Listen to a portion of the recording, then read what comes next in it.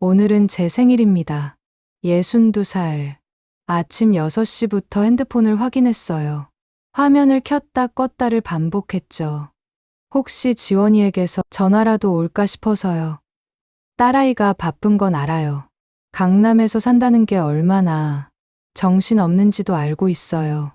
하지만 엄마 생일쯤은 그런 기대가 있었습니다. 작은 기대였어요. 정말 작은. 아침을 먹지 못했어요.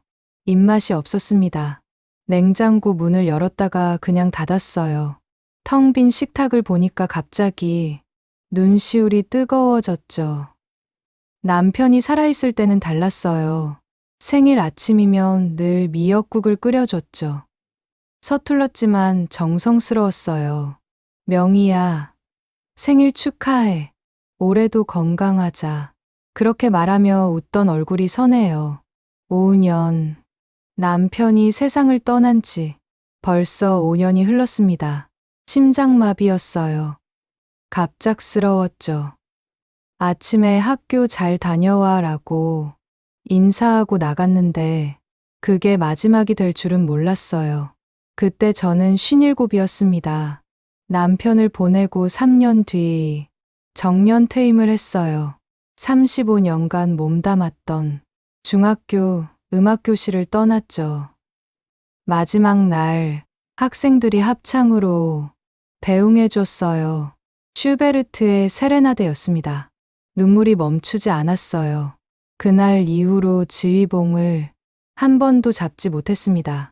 시계를 봤어요. 오전 11시. 핸드폰 화면에는 아무것도 없었어요. 전화도 문자도. 가슴이 답답했습니다. 아직 시간이 있어. 지원이가 점심때쯤 연락할 거야. 스스로를 달랬죠. 거실 소파에 앉아 창밖을 바라봤어요. 2월의 하늘은 유난히 푸르렀습니다. 아파트 놀이터에서 아이들이 뛰어놀고 있었어요. 저 아이들 나이쯤 되었을 때에 지원이가 떠올랐습니다. 초등학교 3학년 때였나요? 지원이가 피아노를 배우고 싶다고 했어요. 엄마, 나도 피아노 칠래요. 얼마나 기뻤는지 몰라요. 제가 음악교사잖아요. 딸에게 직접 가르쳐 줄 수 있다는 게 너무 행복했습니다.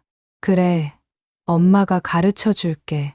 하지만 지원이의 대답은 차가웠어요. 아니요.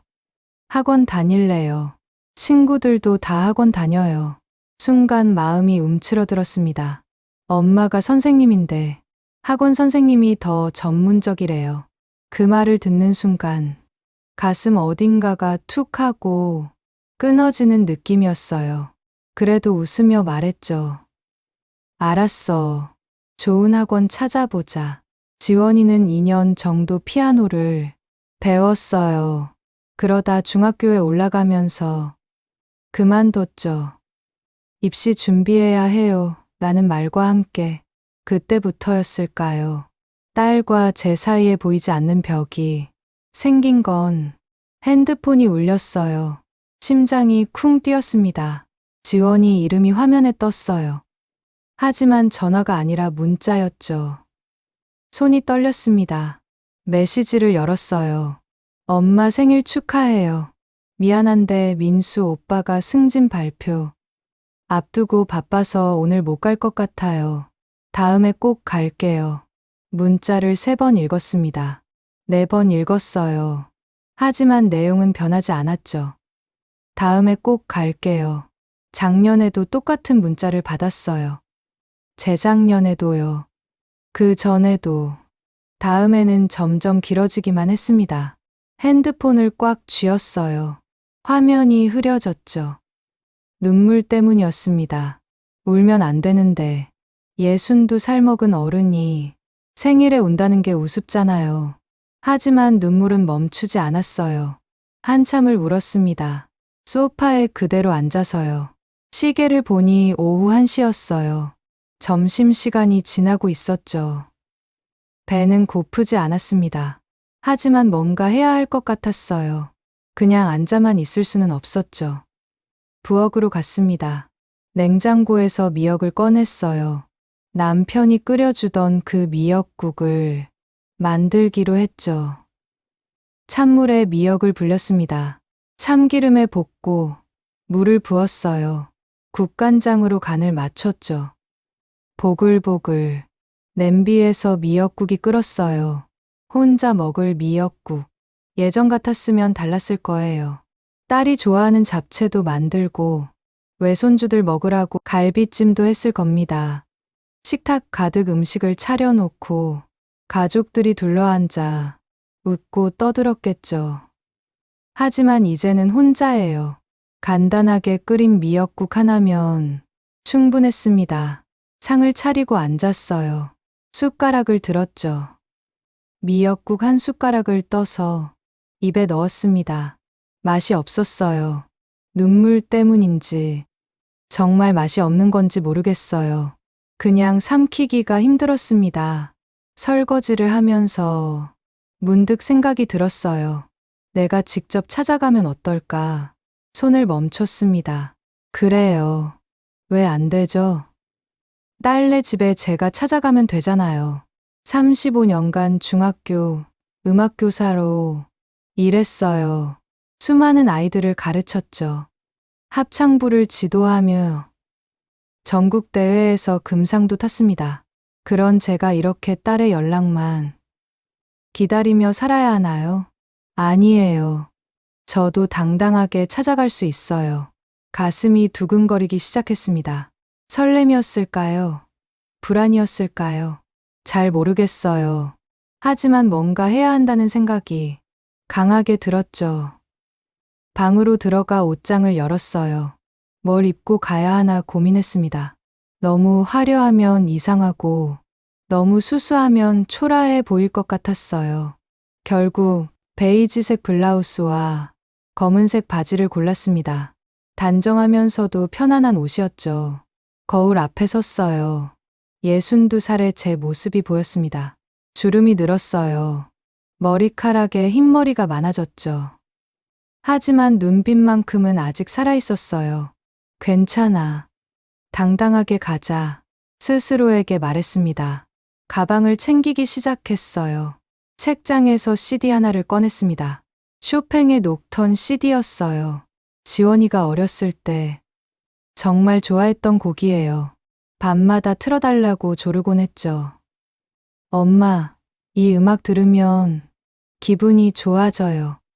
그렇게 말하며 웃던 지원이의 얼굴이 떠올랐습니다.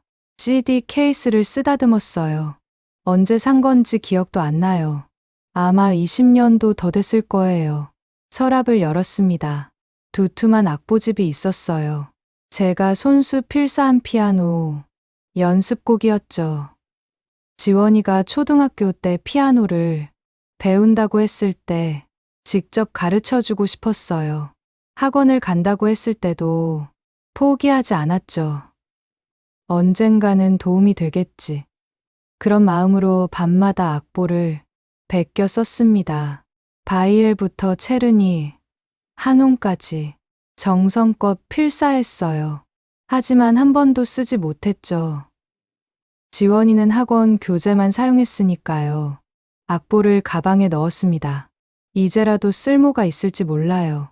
외손녀 수진이가 입시 준비할 때 도움이 될 수도 있잖아요. 현관문을 나서기 전에 거울을 한 번 더 봤어요. 머리를 매만졌습니다. 립스틱을 다시 발랐어요. 손이 떨렸어요. 긴장됐습니다. 괜찮을까? 갑자기 찾아가도 괜찮을까? 불안이 밀려왔죠. 하지만 고개를 저었어요. 내 딸인데 뭐가 문제야. 엄마가 딸네 집에 가는 게 이상한 일인가? 심호흡을 했습니다. 문을 열었어요. 지하철역으로 걸어가면서 주변을 둘러봤어요.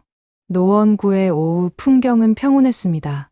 할머니들이 모여 앉아 얘기하고 있었어요.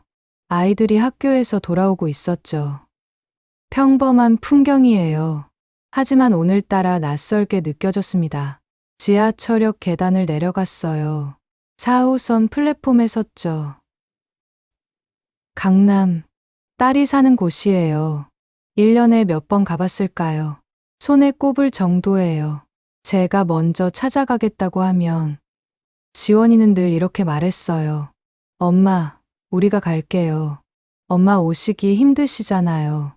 하지만 오는 건 지원이가 아니라 다음에였죠. 전철이 들어왔습니다. 문이 열렸어요. 한 발을 내디뎠습니다. 그리고 또 한 발. 좌석에 앉았어요. 가방을 무릎에 올려놓았죠. 안에 든 CD와 악보가 만져졌습니다. 잘하고 있는 거겠지? 스스로에게 물었어요. 대답은 없었습니다. 4호선에서 2호선으로 갈아탔어요. 사람들이 많았습니다. 출퇴근 시간은 아닌데도 붐볐죠. 환승할 때마다 숨이 찼습니다. 예전에는 이 정도쯤이야 했는데 이제는 체력이 달리네요. 계단을 오르내리며 생각했어요. 나이가 드는구나. 강남역에 도착했습니다. 전철 문이 열렸어요. 사람들이 쏟아져 나왔죠.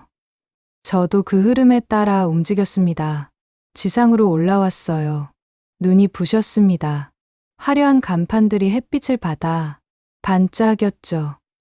명품 매장, 세련된 카페, 외제차들. 여기가 정말 같은 서울인가 싶었어요. 노원구와는 완전히 다른 세상이었습니다. 딸의 아파트 단지를 향해 걸었어요. 15분 정도 걸렸을까요? 높은 건물들이 보였습니다. 30층이 넘는 아파트들이었어요. 단지 입구에 섰을 때 다리가 후들거렸습니다. 긴장이 최고조에 달했죠. 나도 모르게 옷매무새를 만졌어요. 블라우스 깃을 만지고 바지 주름을 폈습니다. 가방끈을 고쳐 맸어요. 경비실을 지나가야 했어요. 발걸음이 무거웠습니다. 경비 아저씨가 저를 봤어요. 어디 가세요? 목소리가 다정했지만 제게는 신문처럼 들렸습니다. 백사동이요. 떨리는 목소리로 대답했어요. 따님께 연락하셨어요? 순간 멈칫했습니다. 연락을 안 했어요. 깜짝 놀라게 해주고 싶었거든요. 하지만 그렇게 말할 수는 없었죠. 네, 얘기했어요. 거짓말이었습니다. 입안이 바짝 말랐어요. 경비 아저씨가 고개를 끄덕였습니다. 들어가세요. 통과했어요. 하지만 가슴이 두근거렸습니다. 죄를 지은 것처럼 발걸음이 빨라졌어요. 엘리베이터 앞에 섰습니다. 버튼을 눌렀어요. 28층. 딸이 사는 곳이에요. 엘리베이터가 올라가는 동안 거울에 비친 제 모습을 봤습니다. 창백한 얼굴이었어요. 입술을 깨물었죠. 괜찮아. 내 딸이야. 내 사위고 내 외손주들이야. 스스로를 다독였습니다. 땡. 28층에 도착했어요. 문이 열렸습니다. 복도가 보였죠. 깨끗하고 조용했어요. 104호를 찾아 걸었습니다. 발소리가 복도에 울렸어요. 심장 소리는 더 크게 울렸죠. 문 앞에 섰습니다. 초인종 버튼이 보였어요. 손을 뻗었습니다. 떨렸어요. 손가락이 버튼에 닿았죠. 눌렀습니다. 초인종 소리가 울렸어요. 제 심장도 함께 울렸습니다. 기다리는 시간이 길게 느껴졌어요. 몇 초밖에 안 지났는데 몇 분 같았죠. 안에서 발소리가 들렸습니다. 누군가 문 쪽으로 오고 있었어요. 문고리가 돌아가는 소리. 찰칵. 문이 열렸습니다. 사위가 나타났어요. 넥타이를 풀어헤친 모습이었습니다. 집에서 쉬고 있었나 봐요. 그의 눈이 커졌어요. 어머님? 당황한 목소리였습니다. 어쩐 일이세요? 반가움은 없었어요. 놀람만 있었죠. 가슴이 철렁 내려앉았습니다. 하지만 웃으며 말했어요. 생일이라서 그냥 얼굴이나 보러 왔어. 사위의 표정이 굳었습니다. 아, 잠시 침묵이 흘렀어요. 어서 들어오세요. 문을 열어주긴 했지만 그 눈빛이 말하고 있었어요. 왜 갑자기 오셨어요? 연락 좀 하시지. 말로 하지 않아도 알 수 있었습니다. 35년간 학생들 표정을 봐왔어요. 환영받지 못하는 기분. 이걸 제 딸네 집에서 느낄 줄은 몰랐습니다. 현관에 들어서는 순간 낯선 냄새가 코끝을 스쳤어요. 향초 냄새였습니다. 라벤더인가, 제스민인가. 우리 집에서는 맡을 수 없는 냄새였죠. 신발을 벗으며 주변을 둘러봤어요. 깔끔하게 정돈된 현관이었습니다. 신발장 위에는 작은 화분이 놓여 있었고, 벽에는 모던한 그림이 걸려 있었어요. 세련됐어요. 하지만 왠지 차갑게 느껴졌습니다. 슬리퍼 신으세요. 민수가 말했어요. 목소리에 온기가 없었죠. 슬리퍼를 신었습니다. 새 슬리퍼였어요. 손님용이겠죠. 제가 여기서는 손님인가 봐요. 거실로 들어섰습니다. 넓었어요.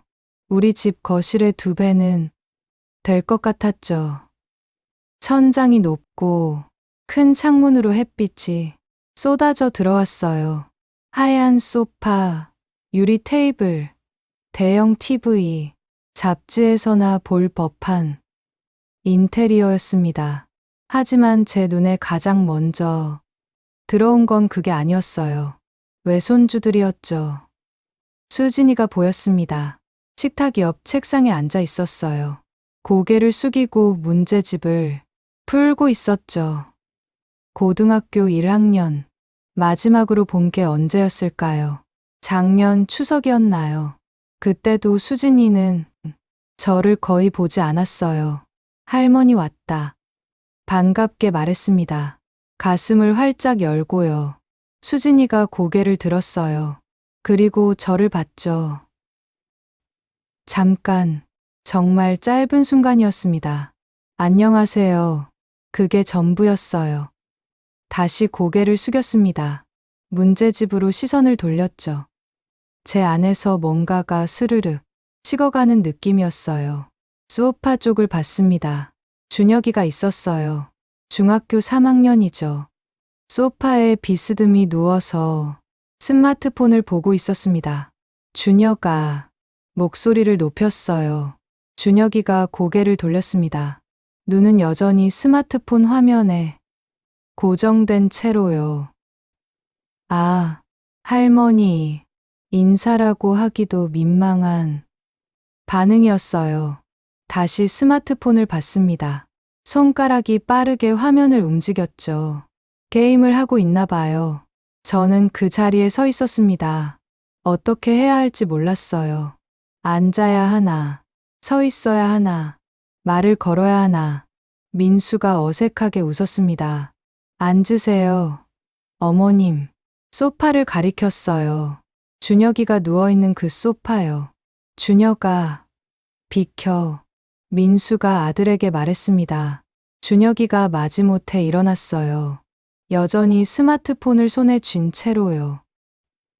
네, 짜증 섞인 목소리였습니다. 가슴이 쿵 내려앉았어요. 소파에 앉았습니다. 가방을 무릎에 올려놓았죠. 민수 씨가 건너편 소파에 앉았어요. 침묵이 흘렀습니다. 무거운 침묵이었어요. 시계 초침 소리만 똑딱똑딱 들렸죠. 물 드릴까요? 민수가 물었습니다. 아니, 괜찮아. 또 침묵.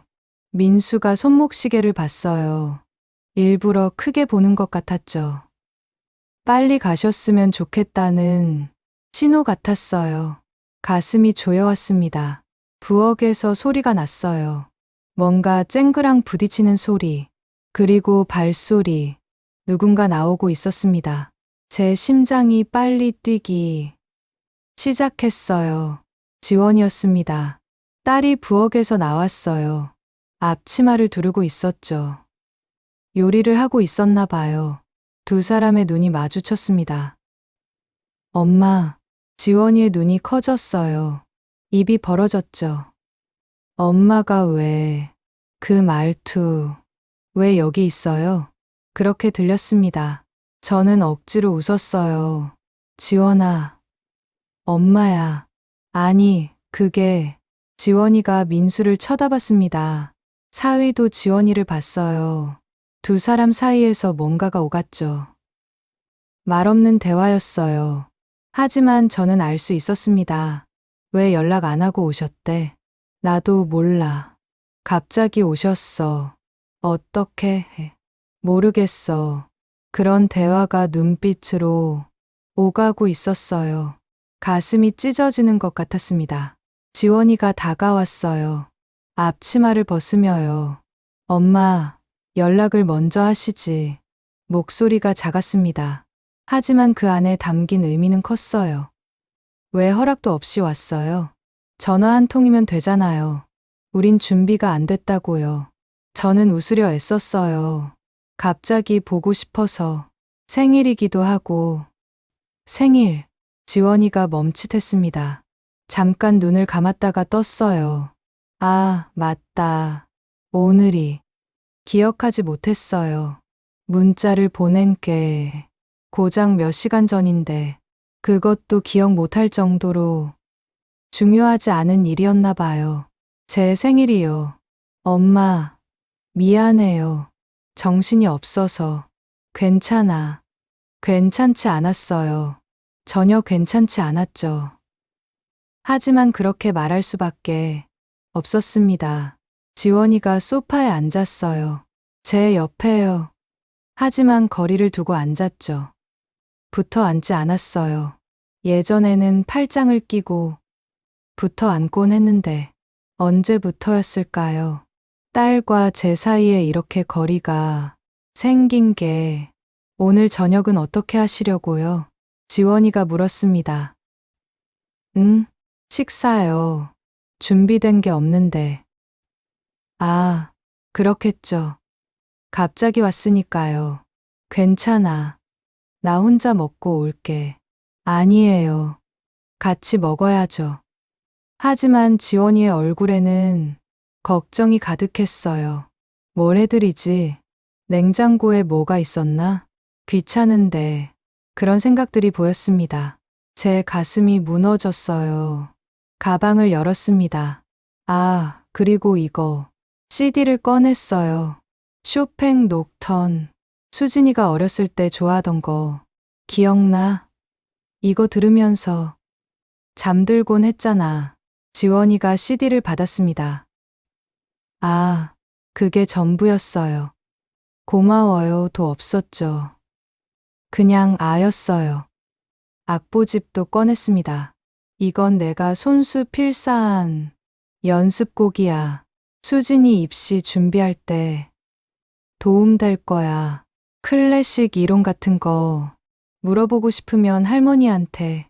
말을 마치기도 전에 사위가 끼어들었어요. 어머님. 목소리가 단호했습니다. 죄송한데요. 가슴이 덜컥 내려앉았어요. 요즘 애들은 클래식보다 수능 준비에 집중해야 해요. 사위가 계속 말했습니다. 수진이는 피아노 그만둔 지 오래됐어요. 뭐라고요? 이과라서 예체능 과목은 안 해요. 물리, 화학, 생물, 그런 거 해야죠. 귀를 의심했습니다. 피아노를 그만뒀다고요? 언제 그만뒀어? 제 목소리가 떨렸습니다. 중학교 2학년 때요. 지원이가 대답했어요. 작은 목소리로요. 중학교 2학년. 지금 3년 전이에요. 3년 동안 아무도 말해주지 않았어요. 왜? 간신히 말을 꺼냈습니다. 왜 말 안 했어? 엄마한테 말씀드리면 속상해 하실 것 같아서요. 지원이의 대답이었어요. 속상해 하실 것 같아서. 그래서 아예 말을 안 한 거예요. 3년 동안 그래도 말은 해야 하는 거. 아니야. 엄마, 요즘은 달라요. 지원이가 말을 잘랐습니다. 애들이 대학 가려면 모든 걸 입시에 맞춰야 해요. 피아노 같은 건 말을 멈췄어요. 하지만 저는 알 수 있었습니다. 피아노 같은 건 사치예요. 시간 낭비예요. 쓸모 없어요. 그렇게 말하고 싶었겠죠. 수진이를 봤습니다. 여전히 책상에 앉아 문제집을 풀고 있었어요. 수진아, 불렀습니다. 수진이가 고개를 들었어요. 귀찮다는 표정이었죠. 할머니가 준비한 건데 한번 봐줄래? 악보집을 들어 보였어요. 수진이가 한숨을 쉬었습니다. 크게요. 일부러 크게 쉰 것 같았어요. 할머니. 응? 전 피아노 안 쳐요. 차가운 목소리였습니다. 진짜 관심 없어요. 칼로 베는 것 같았어요. 제 가슴을요. 그래도 시간 없어요. 공부해야 해요. 그리고는 다시 고개를 숙였습니다. 문제집 속으로요. 저를 완전히 차단했어요. 손에 든 악보집을 내려다봤습니다. 낡았어요. 모서리가 해졌죠. 20년도 더 된 거예요. 밤마다 책상에 앉아서 한 음표 한 음표 정성껏 베껴 썼어요. 언젠가 지원이나 외손주들에게 도움이 되겠지. 그런 마음으로요. 하지만 한 번도 쓰이지 않았죠. 그리고 앞으로도 쓰이지 않을 거예요. 관심 없어요. 시간 없어요. 수진이의 목소리가 귓가에 맴돌았습니다. 악보집을 가방에 도로 넣었어요. 손이 떨렸죠. CD도 다시 넣었습니다. 지원이는 그걸 보고만 있었어요. 말리지 않았어요. 준혁이가 킥킥 웃었습니다. 스마트폰을 보면서요. 게임에서 이긴 건가 봐요. 준혁아, 불렀습니다. 네, 눈은 여전히 화면에요. 할머니 얼굴 좀 봐줄래?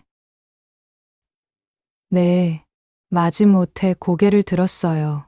그리고 저를 봤죠. 1초, 2초. 다시 스마트폰을 봤습니다. 공부는 잘하고 있어. 네, 뭐 하고 싶은 거 있어? 별로요. 할머니가 뭘 해줄까?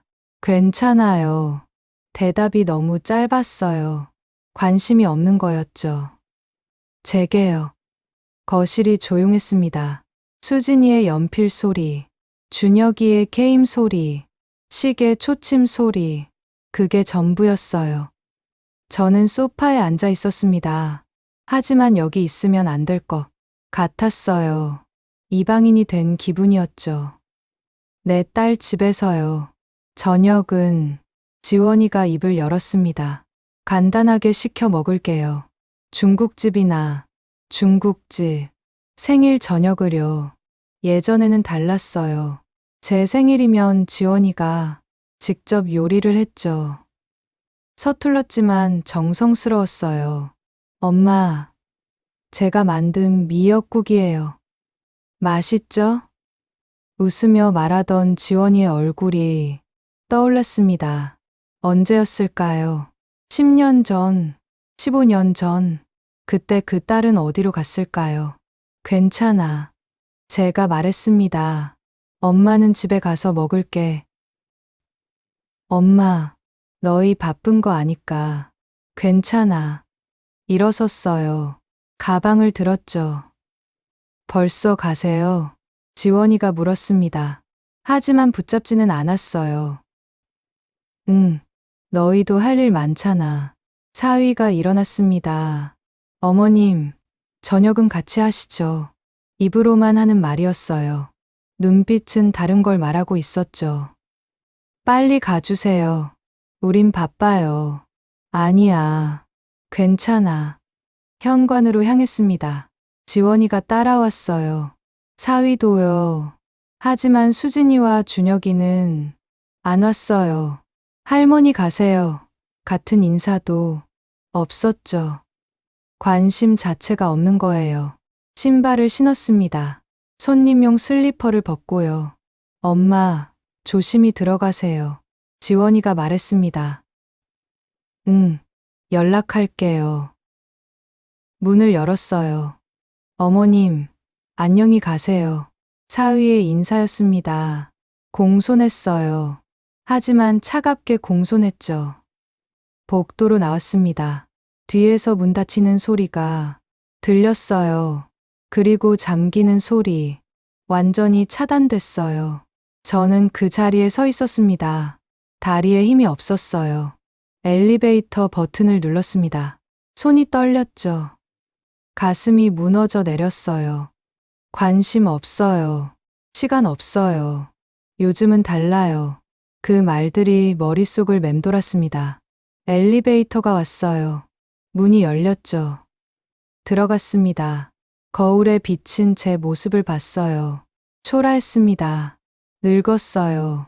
쓸모없어 보였죠. 1층 버튼을 눌렀습니다. 엘리베이터가 내려가기 시작했어요. 저도 함께 내려갔습니다. 마음이요. 바닥까지요. 아파트 단지를 나왔어요. 해가 지고 있었어요. 노을이 아름다웠죠. 하지만 제 눈에는 아무것도 안 들어왔어요. 피아노 그만뒀어요. 3년 전에요. 말씀 안 드린 건 속상해 하실까 봐요. 사위와 지원이의 목소리가 계속 들렸습니다. 가슴이 아팠어요. 정말 아팠죠. 35년간 음악을 가르쳤어요. 아이들에게 음악의 아름다움을 전했죠. 베토벤을 가르쳤고 모차르트를 들려줬어요. 합창을 통해 하모니를 만들었고요. 그게 제 인생이었어요. 하지만 제 외손녀는 관심 없다고 했죠. 제 딸은 요즘은 달라요라고 했고요. 제 인생이 쓸모없는 거였나요? 시대에 뒤떨어진 거였나요? 지하철에 탔습니다. 빈자리에 앉았어요.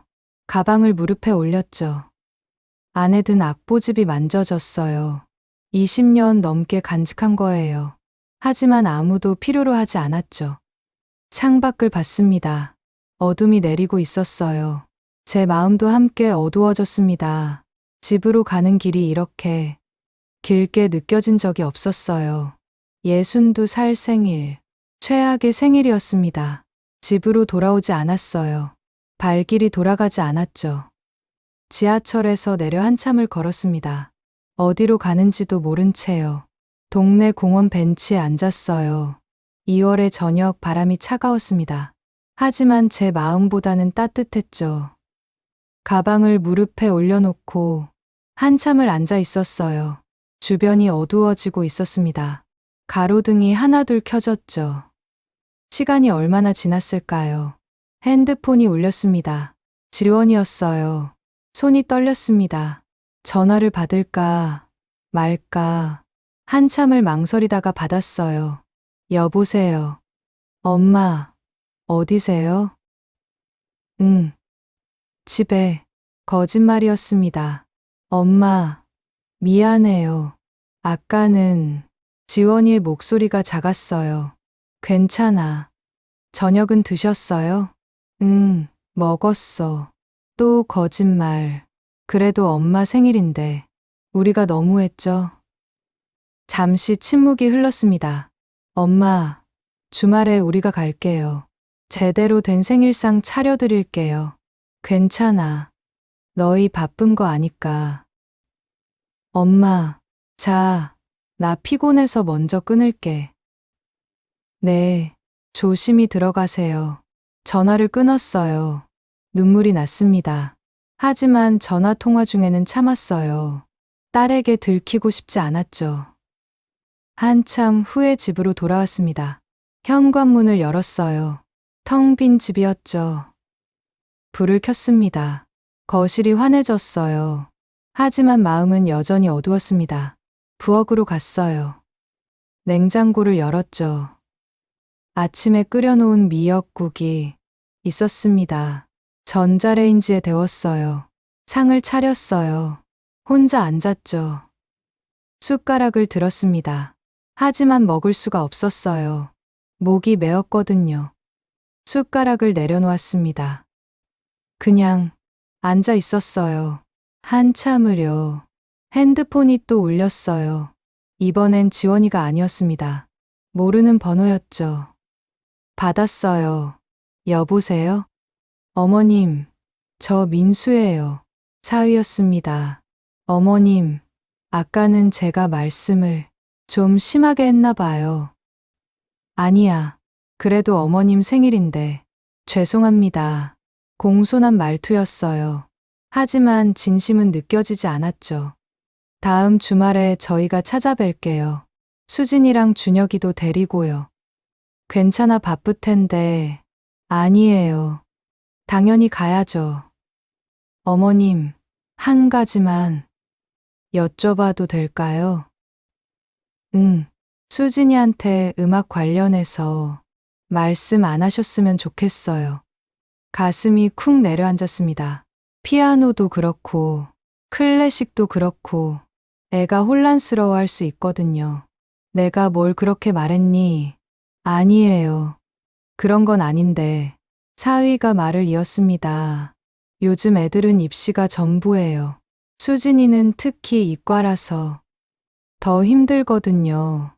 스카이 가려면 1등급은 기본이고 들고 싶지 않았어요. 알겠어. 네. 수진이한테 음악 얘기 안 할게. 걱정 마. 아, 감사합니다. 어머님. 전화를 끊었습니다. 핸드폰을 식탁에 내려놓았어요. 손이 떨렸죠. 음악 얘기하지 마세요. 그게 사위가 하고 싶은 말이었어요. 어머님은 시대에 뒤떨어졌어요. 애들한테 나쁜 영향 주지 마세요. 그렇게 들렸습니다. 침대에 누웠어요. 천장을 바라봤죠. 눈을 감았습니다. 하지만 잠이 오지 않았어요. 사위의 말이 계속 맴돌았죠. 음악 얘기하지 마세요. 35년간 음악을 가르쳤어요. 그게 제 전부였습니다. 아침마다 학교에 가서 아이들을 만났어요. 선생님, 이 음이 맞아요? 선생님, 이렇게 부르면 돼요. 질문이 쏟아졌죠. 저는 하나하나 답해줬어요. 정성껏이요. 합창부를 지도했습니다. 방과 후에도 주말에도 연습했어요. 전국대회에 나갔죠. 떨리는 마음으로 무대에 올랐어요. 아이들의 얼굴을 바라봤습니다. 지휘봉을 들었죠. 그리고 음악이 시작됐어요. 아름다운 하모니가 울려 퍼졌습니다. 금상을 탔어요. 아이들이 울었죠. 저도 울었습니다. 그게 제 인생이었어요. 하지만 이제는 그게 시대에 안 맞는 일이 됐나 봐요. 다음 날 아침 일찍 일어났습니다. 잠을 제대로 못 잤거든요. 거울을 봤어요. 눈이 퉁퉁 부어 있었죠. 어젯밤에 많이 울었나 봐요. 세수를 했습니다. 하지만 부기는 가라앉지 않았어요. 부엌으로 갔어요. 커피를 내렸죠. 향이 퍼졌습니다. 하지만 마음은 여전히 무거웠어요. 거실 소파에 앉았습니다. 커피 잔을 들었죠. 한 모금 마셨어요. 쓰디쓴 맛이었습니다. 설탕을 안 넣었거든요. 하지만 다시 넣으러 가지 않았어요. 그냥 쓴 채로 마셨습니다. 지금 기분과 어울렸으니까요. 며칠이 지났습니다. 집에서 나가지 않았어요. 아무것도 하고 싶지 않았죠. TV를 켰다가 껐어요. 책을 펼쳤다가 덮었습니다. 그냥 멍하니 앉아 있었어요. 지원이에게서 문자가 왔어요. 엄마, 주말에 갈게요. 답장하지 않았습니다. 또 문자가 왔죠. 엄마, 연락 좀 주세요. 걱정돼요. 답장했어요. 괜찮아. 바쁘면 안 와도 돼. 바로 전화가 왔습니다. 받지 않았어요. 받고 싶지 않았죠. 일주일이 지났습니다. 오늘은 목요일이에요. 우편함을 확인했어요. 청구서 몇 장이 있었죠. 그리고 전단지 하나. 노원구 평생교육원 시니어 합창단원 모집. 멍하니 쳐다봤습니다. 얼마나 오랜만에 보는 단어인지 몰라요. 전단지를 읽었습니다. 지휘자 및 단원 모집. 음악 경력 무관. 노래 부르고 싶은 분 누구나 환영. 지휘자. 가슴이 뛰었어요. 아니, 잠깐 뛰었다가 멈췄죠. 나 같은 사람이 필요할까? 시대에 안 맞는 사람이? 사위의 말이 떠올랐습니다. 음악 얘기하지 마세요. 전단지를 구겨서 버리려고 했어요. 하지만 손이 멈췄습니다. 버릴 수가 없었죠. 왜인지는 모르겠어요. 그냥 버릴 수가 없었어요. 전단지를 냉장고에 붙여놓았습니다. 매일 봤어요. 아침에 냉장고 문을 열 때마다요. 지휘자 모집. 그 글자가 눈에 들어왔죠. 35년간 지휘를 했어요. 하지만 은퇴한 후 5년 동안은 한 번도 지휘봉을 잡지 못했습니다. 잡고 싶었어요. 정말요. 하지만 용기가 나지 않았죠. 내가 뭘 할 수 있을까? 아무도 날 필요로 하지 않는데 그런 생각이 들었습니다. 이 주일이 지났어요. 전단지는 여전히 냉장고에 붙어 있었죠. 날짜를 봤습니다. 모집 마감이 이틀 남았어요. 심장이 두근거렸습니다. 전화를 걸까? 아니면 그냥 포기할까? 하루 종일 고민했어요. 전화기를 들었다가 놓고 반복했죠. 밤이 됐습니다. 잠자리에 누웠어요. 하지만 잠이 오지 않았죠. 내일이 마지막이야. 내일 전화 안 하면 기회가 없어. 눈을 뜨고 천장을 바라봤습니다. 남편의 얼굴이 떠올랐어요. 명희야, 넌 음악할 때 제일 행복해 보여. 남편이 했던 말이었죠. 그 모습이 내가 제일 좋아하는 내 모습이야. 눈물이 났습니다. 여보, 나 뭐 해야 할까요? 대답은 없었어요. 다음 날 아침 일찍 일어났어요. 오늘이 마감일이었습니다. 세수를 했죠. 옷을 갈아입었어요. 거울을 봤습니다. 62살의 제 모습이었어요. 주름이 있었죠. 흰머리도 많았습니다. 하지만 눈빛만큼은 살아있었어요. 할 수 있어. 스스로에게 말했습니다.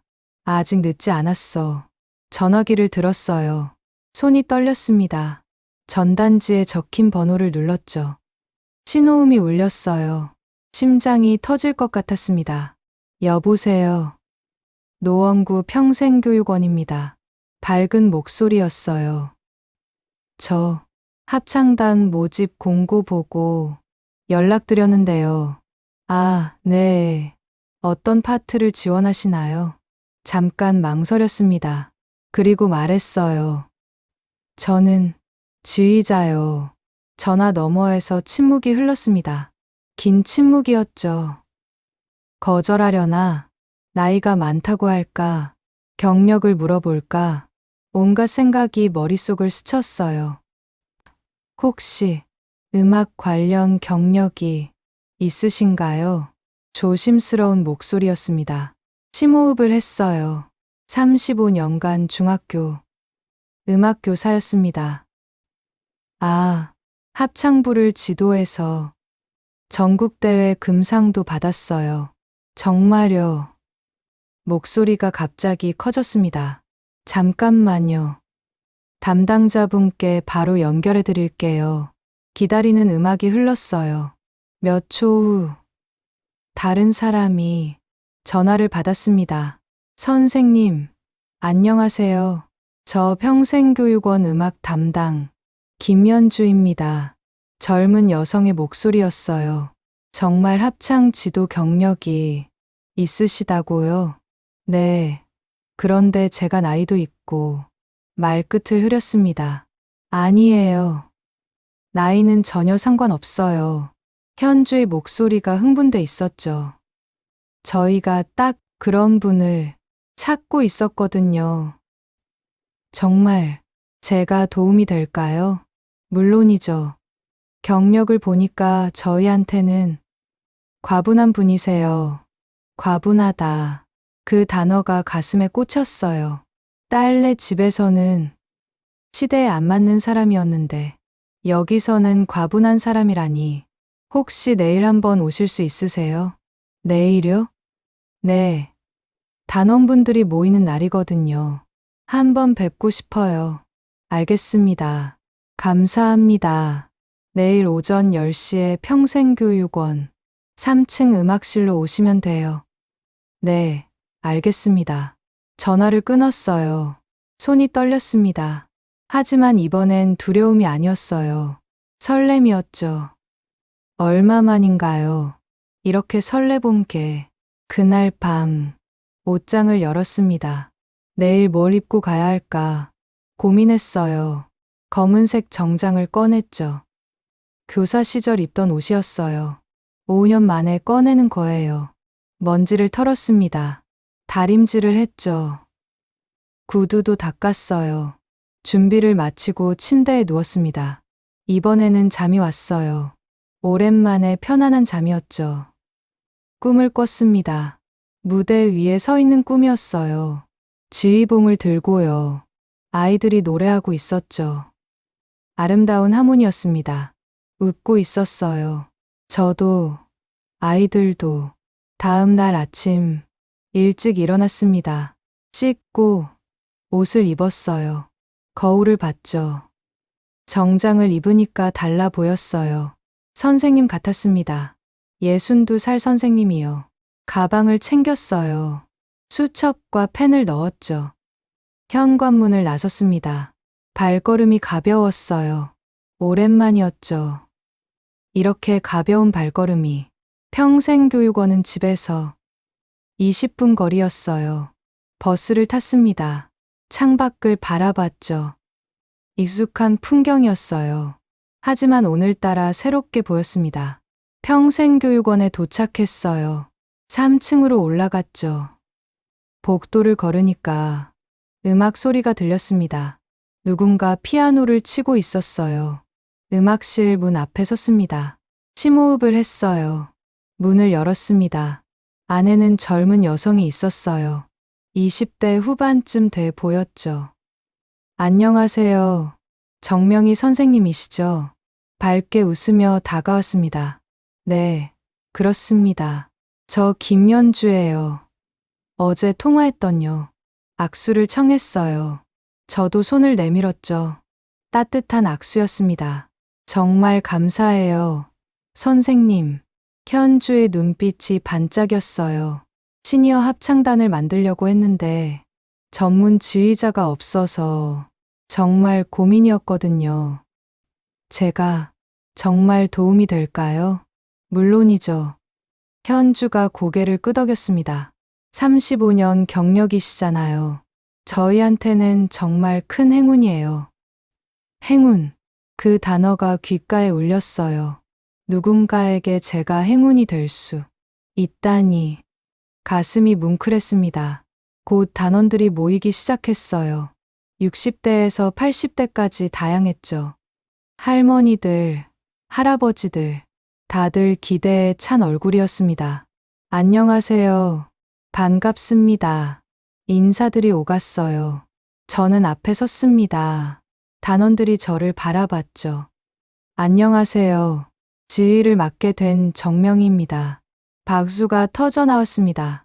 진심 어린 박수였어요. 환영하는 박수였죠. 5년 만이었어요. 이런 박수를 받아본 게 눈시울이 뜨거워졌습니다. 저도 여러분처럼 은퇴 후 뭘 해야 할지 몰라 방황했어요. 목소리가 떨렸습니다. 쓸모없는 사람이 된 것 같았죠. 단원들이 고개를 끄덕였어요. 공감하는 표정이었습니다. 하지만 음악은 잠깐 멈췄어요. 눈물을 참았죠. 음악은 나이가 없더라고요. 맞아요. 누군가 외쳤습니다. 함께 아름다운 하모니를 만들어 봐요. 박수가 다시 터져 나왔어요. 더 크게, 더 따뜻하게. 저는 웃고 있었습니다. 진심으로요. 오랜만에 진심으로 웃었어요. 여기가 내 자리구나. 그런 생각이 들었습니다. 아직 끝나지 않았어. 내 인생은. 첫 연습이 시작됐어요. 단원들이 자리에 앉았습니다. 약 30명 정도였죠. 모두 기대에 찬 눈빛이었어요. 저는 앞에 섰습니다. 5년 만이었어요. 지휘자로 서는 게 손이 떨렸습니다. 하지만 이번엔 두려움이 아니었어요. 설렘이었죠.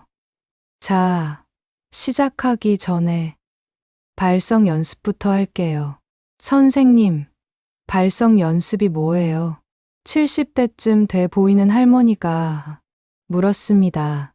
노래 부르기 전에 목을 풀어주는 거예요. 아, 목 풀어주는 거요? 네, 맞아요. 미소를 지었어요. 학생들이 질문하던 때가 떠올랐죠. 똑같았어요. 나이만 다를 뿐이었습니다. 자, 따라 해보세요. 단원들이 따라했어요. 하지만 음정이 제각각이었죠. 어떤 분은 너무 높게, 어떤 분은 너무 낮게. 괜찮아요. 천천히 맞춰가면 돼요. 점점 좋아지고 있었어요. 이제 제법 소리가 맞았죠. 잘하셨어요. 박수를 쳤습니다. 단원들도 박수를 쳤어요. 스스로에게 하는 박수였죠. 이제 간단한 곡을 불러볼까요? 어떤 곡이요? 다 아시는 곡이에요. 고향의 봄이요. 아, 그거. 단원들이 웃었습니다. 다 아시죠? 물론이죠. 80대 할아버지가 크게 대답했어요. 그럼 시작할게요. 하나, 둘, 셋. 나의 살던 고향은 목소리들이 울려 퍼졌습니다.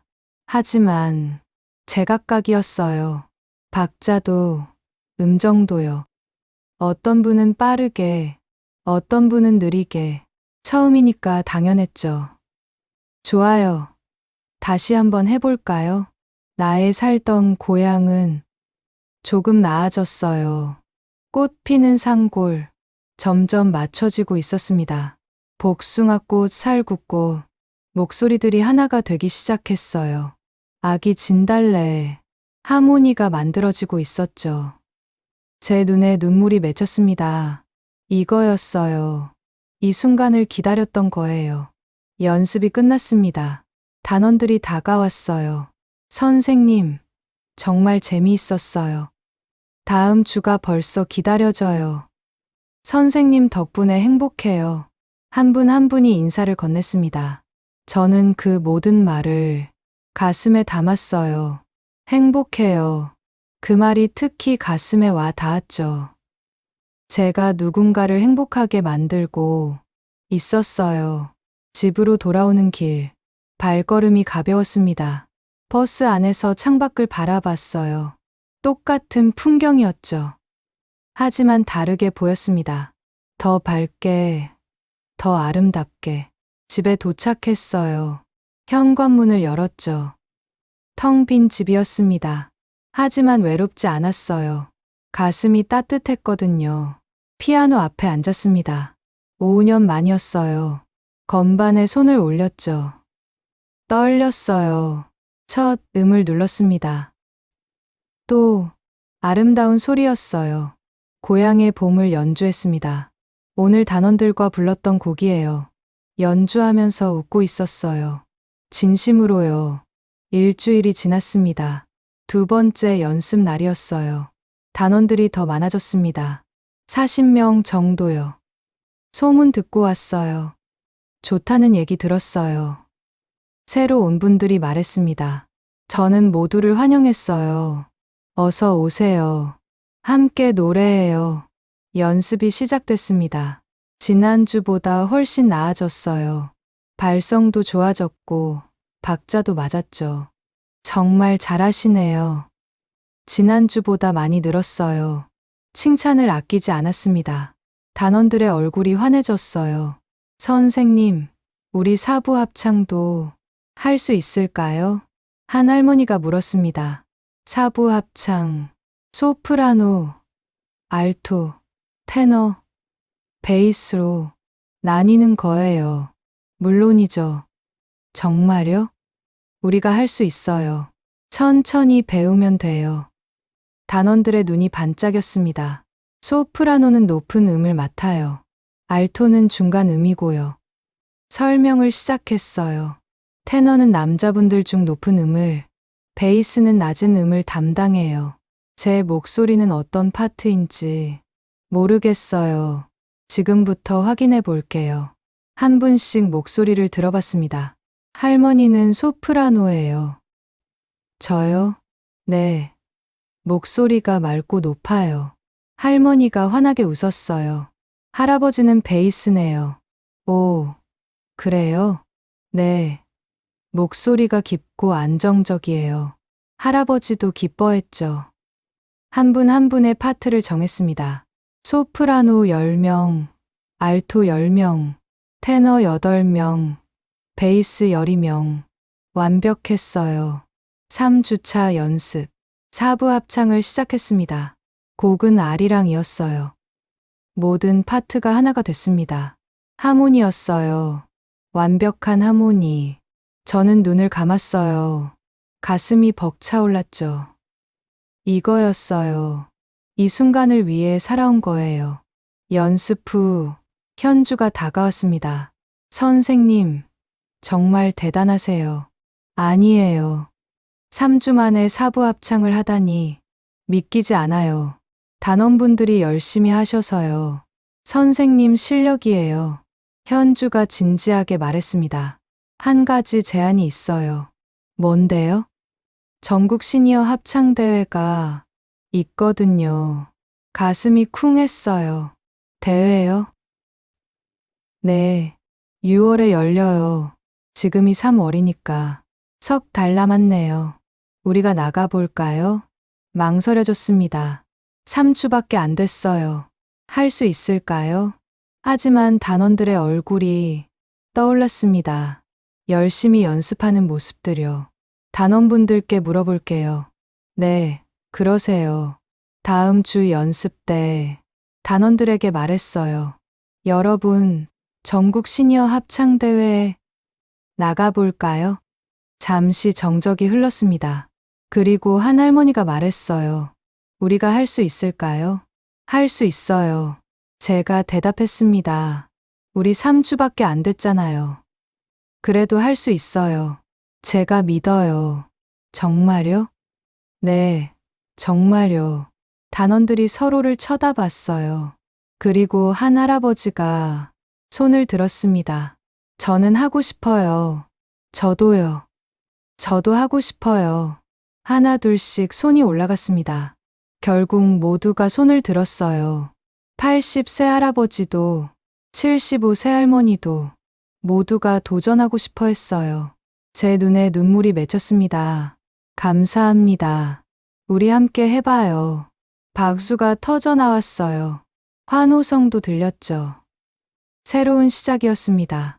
대회 곡을 정해야 했어요. 고민했습니다. 어떤 곡이 좋을까? 우리의 마음을 담을 수 있는 곡. 현주와 상의했어요. 베토벤의 환희의 송가는 어때요? 환희의 송가요?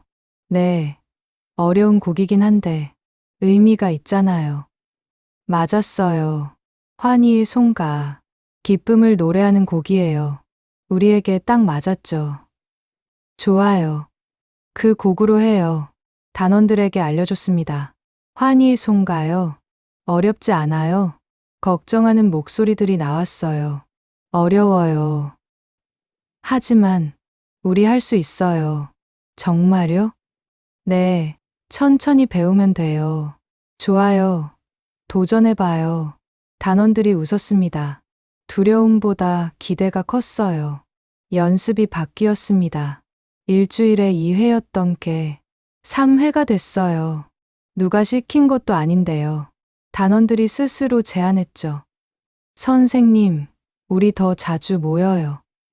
힘들지 않으세요? 아니에요. 재미있어요. 그럼 목요일에도 모일까요? 좋아요. 모두가 동의했습니다. 월요일, 수요일, 금요일, 일주일에 3일씩 만났어요. 환희의 송가를 연습했습니다. 독일어였어요. 발음이 어려웠죠. 프로이데, 단원들이 따라했습니다. 서툴렀어요. 하지만 포기하지 않았죠. 쇠너, 계속 연습했습니다. 일주일 후, 발음이 제법 됐습니다. 2주 후 노래를 부를 수 있었어요. 3주 후, 하모니가 만들어졌죠. 저는 매일 밤 연습했습니다. 집에서 혼자요. 피아노 앞에 앉아 악보를 봤어요. 손으로 지휘를 연습했죠. 5년 동안 잊고 있던 감각이 돌아왔습니다. 손끝에서, 팔에서, 온몸에서 지휘자의 감각이요. 어느 날 밤 핸드폰이 울렸어요. 지원이었습니다. 엄마, 주말에 갈게요. 괜찮아. 왜요? 약속했잖아요. 나 바빠. 엄마가요? 지원이의 목소리가 놀라 있었어요. 응. 합창단 연습 있어. 합창단이요? 응. 평생교육원에서 지휘하고 있어. 엄마가 지휘를요? 응. 전국대회 준비 중이야. 잠시 침묵이 흘렀습니다. 엄마, 정말요? 응. 그래서 주말도 연습해야 해. 와, 대단하다. 지원이의 목소리가 달라져 있었어요. 그럼 다음 주는 어때요?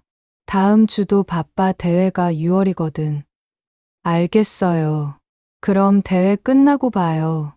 전화를 끊었습니다. 이상한 기분이었어요. 기뻤어요. 딸에게 바쁘다고 말할 수 있다는 게. 연습은 계속됐습니다. 단원들의 실력이 일취월장했어요. 처음엔 음정도 못 맞추던 분들이 이제는 사부 합창을 완벽하게 소화했죠. 선생님, 우리 정말 많이 늘었죠? 물론이죠. 처음엔 자신 없었는데 이젠 자신감 생겨요. 단원들의 얼굴이 달라져 있었어요. 처음 만났을 때보다 훨씬 밝았죠. 표정도, 목소리도, 걸음걸이도 모든 게 달라졌어요. 음악이 사람을 바꾸고 있었습니다. 5월이 됐어요. 대회까지 한 달 남았습니다. 연습이 더 강도 높아졌어요. 이제는 거의 매일 모였죠. 선생님, 힘들지 않으세요? 저는 괜찮은데, 여러분은요? 저희도 괜찮아요. 더 하고 싶어요. 열정이 대단했습니다. 저도 지치지 않았어요. 오히려 힘이 났죠. 이분들과 함께라면 무엇이든 할 수 있을 것 같았어요. 어느 날 연습 후 한 할머니가 다가왔습니다. 선생님, 말씀드릴 게 있어요. 네, 말씀하세요. 저 남편이 5년 전에 돌아가셨어요. 목소리가 떨렸습니다. 그 후로 집에만 있었어요. 아무것도 하고 싶지 않았죠. 눈물이 맺혔어요. 하지만 여기 와서 노래하면서 말을 잇지 못했습니다. 다시 살아있는 것 같아요. 눈물이 흘러내렸죠. 저도 눈물이 났습니다. 감사해요. 선생님. 두 사람은 껴안았어요. 말없이요. 눈물로 대화했습니다. 대회 2주 전 마지막 점검을 했어요. 처음부터 끝까지 완벽했습니다. 발음도, 박자도, 하모니도 모든 게 제자리를 찾았어요. 우리 할 수 있어요. 제가 말했습니다. 정말요? 네, 정말요. 우리는 최고예요. 단원들이 환호했어요. 박수가 터져 나왔죠. 선생님, 사랑해요. 누군가 외쳤습니다. 저도 사랑해요. 제가 대답했어요. 여러분 모두 사랑해요. 울고 웃는 사람들, 행복한 눈물이었습니다. 이 순간을 위해 3개월을 달려왔어요. 이제 대회만 남았습니다. 저는 확신했어요. 우리는 해낼 거예요. 반드시요. 대회 당일 아침 새벽 5시에 일어났어요. 잠을 제대로 못 잤습니다. 흥분과 긴장 때문이었죠. 창밖을 봤어요. 해가 떠오르고 있었습니다. 6월의 아침은 맑았어요. 62살의 지휘자가 서 있었죠. 떨리는 마음을 가라앉히려 애썼습니다. 할 수 있어. 우리는 준비됐어. 옷을 골랐습니다. 검은색 정장이었어요. 깔끔하고 단정한 옷이죠. 지휘자에게 어울리는 거울 앞에 섰습니다. 머리를 매만졌어요. 립스틱을 발랐죠. 손이 떨렸습니다. 하지만 기대감이었어요. 두려움이 아니라요. 가방을 챙겼습니다. 지휘봉, 악보, 물, 하나하나 확인했어요. 빠뜨린 게 없나 싶어서요. 현관문을 나섰습니다. 대회장으로 향했어요. 서울예술의 전당. 거기서 대회가 열렸습니다. 지하철을 타고 갔어요. 이 시간이면 사람이 별로 없을 텐데 오늘은 달랐죠. 주말이라 그런가 봐요. 예술의 전당에 도착했어요. 계단을 올라갔어요. 웅장했습니다. 가슴이 두근거렸어요. 저기서 우리가 노래하는 거예요. 분장실에 도착했습니다. 단원들이 먼저 와 있었어요. 모두 정장 차림이었죠. 선생님 오셨어요. 반갑게 맞아줬습니다. 저는 한 분 한 분 안아줬어요. 떨려요, 선생님. 70대 할머니가 손을 잡았습니다. 손이 차가웠어요. 저도 떨려요. 솔직하게 말했죠. 하지만 우리 할 수 있어요. 그동안 얼마나 열심히 했어요. 맞아요. 다른 단원이 거들었습니다. 우리 3개월 동안 정말 열심히 했잖아요. 맞아요. 우리는 최고예요. 서로를 격려했습니다. 분위기가 좋아졌어요.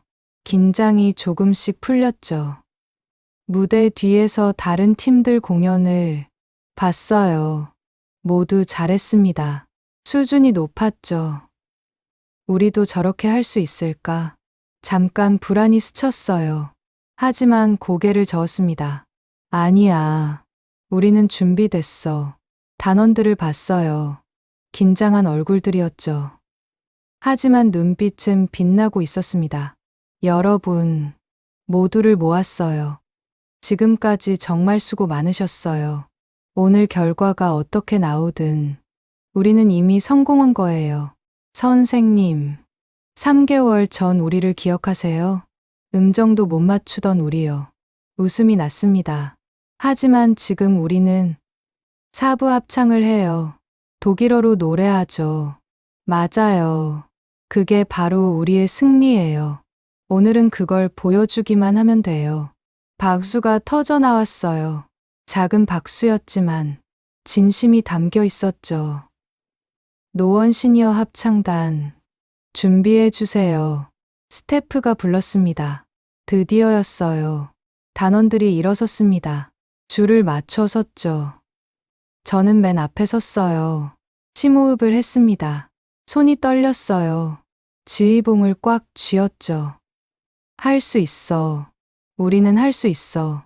무대로 걸어갔습니다. 한 걸음, 두 걸음. 커튼 뒤에서 객석이 보였어요. 사람들로 가득했죠. 수백 명이었습니다. 가슴이 쿵 내려앉았어요. 하지만 멈추지 않았습니다. 계속 걸었어요. 무대에 올랐습니다. 조명이 눈부셨어요. 객석은 어둠 속에 있었죠. 단원들이 자리를 잡았습니다. 소프라노, 알토, 테너, 베이스, 완벽한 대형이었어요. 저는 지휘대에 섰습니다. 이렇게 큰 무대에 서는 게 떨렸습니다. 온몸이 떨렸어요. 하지만 행복했습니다. 이 순간이 너무 행복했어요. 단원들을 봤습니다. 60명의 눈빛이 저를 바라보고 있었어요. 믿음의 눈빛이었죠. 선생님을 믿어요. 그렇게 말하고 있었습니다. 저는 미소를 지었어요. 고개를 끄덕였죠. 우리 할 수 있어요. 지휘봉을 들어 올렸습니다. 객석이 조용해졌어요. 숨소리조차 들리지 않았죠. 단원들이 숨을 들이마셨습니다. 준비됐어요. 제 심장이 빠르게 뛰었습니다. 하나, 둘, 셋. 지휘봉을 내렸어요. 하모니가 풍성해졌죠. 완벽했어요. 3개월간의 연습이 이 순간을 위한 것이었어요. 저는 지휘에 집중했습니다. 손끝에서 음악이 흘러나왔어요. 팔의 움직임 하나하나가 단원들에게 전달됐죠. 단원들은 저를 따라왔습니다. 눈을 떼지 않고요. 호흡을 맞췄어요. 하나가 됐습니다. 지휘자와 단원들이 음악으로 하나가 됐어요. 다시 한번 후렴구가 울려 퍼졌습니다. 더 크게, 더 아름답게. 객석에서 움직임이 보였어요. 사람들이 몸을 앞으로 기울이고 있었죠.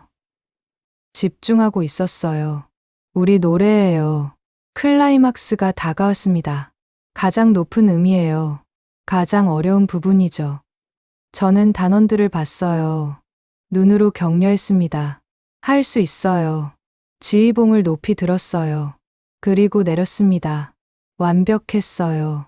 음정도, 박자도, 하모니도, 모든 게 완벽했습니다.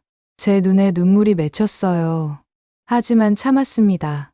아직 끝나지 않았으니까요. 마지막 부분, 지휘봉을 천천히 움직였어요. 부드럽게, 우아하게, 점점 작아졌습니다. 속삭임처럼. 그리고 끝났습니다. 침묵이 흘렀어요. 긴 침묵이었습니다. 저는 숨을 죽였어요. 단원들도 움직이지 않았죠. 1초, 2초, 3초. 그리고 박수가 터져 나왔습니다. 우레와 같은 박수였어요. 객석의 사람들이 일어섰습니다. 기립박수였죠. 브라보. 환호성이 들렸습니다. 저는 돌아섰어요. 단원들을 봤죠. 모두 울고 있었습니다. 기쁨의 눈물이었어요. 저도 울었습니다. 더 이상 참을 수 없었죠. 단원들과 껴안았어요. 함께 울었습니다. 시상식 시간. 긴장됐어요. 상을 받을 수 있을까? 아니, 상은 중요하지 않았어요. 이미 충분히 행복했으니까요. 은상, 강서 시니어 합창단. 박수. 동상, 송파 시니어 합창단. 박수. 그리고 금상. 심장이 멈췄습니다. 노원 시니어 합창단. 귀를 의심했어요. 노원 시니어 합창단, 나오세요. 현주가 제 손을 잡았습니다. 선생님, 금상이에요. 꿈이 아니었어요. 현실이었죠. 단원들이 환호했습니다. 우리가 해냈어요. 금상이에요. 서로 껴안고 울었어요. 저도 함께 울었습니다. 35년 교사 생활, 5년의 공백, 그리고 3개월의 도전. 모든 것이 이 순간으로 모였습니다. 무대에 다시 올랐어요. 트로피를 받았습니다. 무겁고 빛나는 트로피였죠. 단원들과 함께 들어 올렸어요. 카메라 플래시가 터졌습니다. 사진을 찍었어요. 모두가 웃고 있었죠. 진심으로 행복한 얼굴들이었어요. 축하합니다. 심사위원이 다가왔습니다.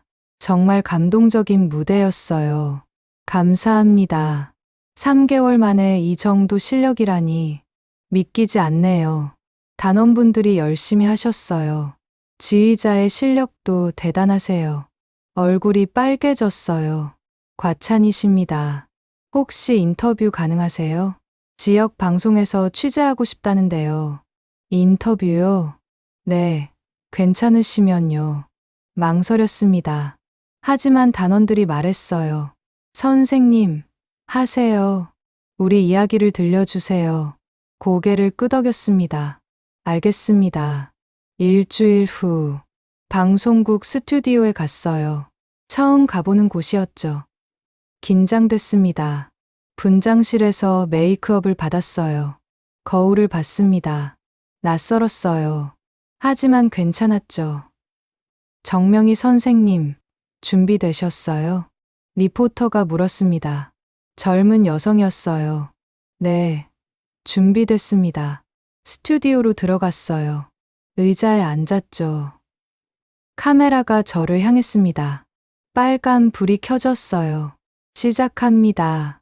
리포터가 웃으며 말했습니다. 안녕하세요. 정명희 선생님. 안녕하세요. 은퇴 후 합창단을 시작하신 계기가 뭔가요? 잠시 생각했어요. 뭐라고 대답해야 할까? 솔직하게 말하기로 했습니다. 저는 쓸모없는 사람이 된 줄 알았어요. 목소리가 떨렸습니다. 은퇴하고 나니까요. 딸도 바쁘고 외손주들도 저한테 관심 없고 눈시울이 뜨거워졌어요. 시대에 뒤처진 사람이라고 생각했죠. 하지만 리포터가 조심스럽게 물었습니다. 하지만 음악은 시대를 타지 않더라고요. 미소를 지었습니다. 제 안에 아직도 나눌 수 있는 게 있다는 걸 깨달았어요. 그게 뭔가요? 경험이요. 열정이요. 그리고 사랑이요. 눈물이 흘렀습니다. 단원분들이 저를 필요로 해주셨어요. 그게 얼마나 큰 힘이 되는지 몰라요. 인터뷰가 방송됐습니다. 저녁 뉴스였어요. 집에서 TV를 켰죠. 제 얼굴이 화면에 나왔습니다. 이상했어요. 저는 쓸모없는 사람이 된 줄 알았어요. TV 속 제가 말하고 있었죠. 눈물 흘리는 모습도 나왔어요. 부끄러웠습니다. 하지만 후회는 없었어요. 진심이었으니까요. 핸드폰이 울렸습니다. 지원이었어요. 손이 떨렸죠. 받았습니다. 여보세요. 엄마, 지원이의 목소리가 떨리고 있었어요. 방금 뉴스 봤어요. 그래, 엄마가 그런 일을 하고 계셨어요? 응. 왜 말씀 안 하셨어요? 잠시 침묵이 흘렀습니다. 너희한테 시대에 안 맞는 얘기라고 했잖니. 엄마, 지원이가 울었어요. 전화기 너머로 흐느끼는 소리가 들렸죠. 죄송해요. 엄마, 정말 죄송해요. 괜찮아. 아니에요. 안 괜찮아요. 저희가 너무했어요. 저도 눈물이 났습니다. 지원아, 네. 엄마는 괜찮아. 이제 행복하니까. 엄마, 너도 행복하게 살아. 그게 엄마 바람이야. 한참을 울었어요. 둘 다요. 말없이요. 며칠 후 초인종이 울렸습니다. 누굴까? 문을 열었어요. 지원이 가족이 서 있었습니다. 놀랐어요. 엄마, 지원이가 안겼습니다. 꽉 안았어요. 미안해요. 정말 미안해요. 괜찮아. 등을 토닥였죠. 사위가 고개를 숙였습니다. 어머님, 죄송합니다. 저희가 어머님을 너무 몰랐어요. 아니야, 다들 바쁘잖아. 수진이가 다가왔어요. 조심스럽게요. 할머니, 수진아. 저 다시 피아노 배우고 싶어요. 가슴이 뭉클했습니다. 할머니께 배우면 안 될까요? 눈물이 났어요. 수진아, 손을 잡았습니다. 내가 정말 원한다면 할머니가 가르쳐 줄게. 네, 하지만 억지로는 안 돼. 음악은 내가 사랑할 때 아름다워지는 거란다. 알아요. 할머니, 저 정말 하고 싶어요. 수진이가 웃었습니다. 진심으로요. 준혁이도 다가왔어요. 할머니, 저도 배울 수 있어요? 너도? 네, 합창 배우고 싶어요. 깜짝 놀랐습니다. 정말? 네, 할머니 뉴스 보고 멋있어 보였어요. 모두가 웃었어요. 행복한 웃음이었죠. 그날 저녁, 온 가족이 함께 밥을 먹었어요. 지원이가 직접 요리했죠. 미역국도, 잡채도, 갈비찜도. 엄마 생일상이에요. 늦었지만 고마워. 다 같이 식탁에 앉았습니다. 오랜만이었어요. 이렇게 다 같이 모이는 게. 건배할까요? 사위가 말했습니다. 어머님의 금상수상을 축하하며 잔을 부딪혔어요. 따뜻한 저녁이었습니다. 웃음이 끊이지 않았죠. 예전처럼요. 아니, 예전보다 더 좋았어요. 밤이 됐습니다. 모두가 돌아갔어요. 혼자 남았죠. 피아노 앞에 앉았습니다. 쇼팽의 녹턴을 연주했어요. 지원이가 어렸을 때 좋아하던 곡이죠. 건반을 누를 때마다 지난 5년이 떠올랐어요. 외로움도, 상처도, 고통도. 하지만 그게 전부가 아니었어요. 합창단도, 단원들도, 오늘의 행복도 모두 제 인생이었습니다. 연주를 마쳤어요. 마지막 음이 울렸죠. 그리고 조용해졌습니다. 하지만 제 마음은 조용하지 않았어요. 음악으로 가득했거든요. 창밖을 봤습니다. 밤하늘에 별이 빛나고 있었어요. 남편이 떠올랐습니다.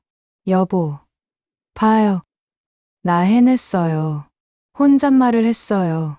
다시 시작했어요. 늦지 않았어요. 눈물이 흘렀습니다. 하지만 슬픈 눈물이 아니었어요. 감사의 눈물이었죠. 음악은 끝나지 않았어요. 제 인생도 끝나지 않았습니다. 새로운 악장이 시작됐을 뿐이에요. 더 아름다운 악장이요. 저는 웃고 있었습니다. 진심으로요. 내일이 기다려졌어요. 단원들을 만날 거예요. 다음 공연을 준비할 거죠. 수진이에게 피아노를 가르쳐 줄 거예요. 준혁이와 합창 연습도 할 거고요. 할 일이 많았습니다. 행복한 일들이요. 62살. 아직 늦지 않았어요. 지금부터가 진짜 시작이에요.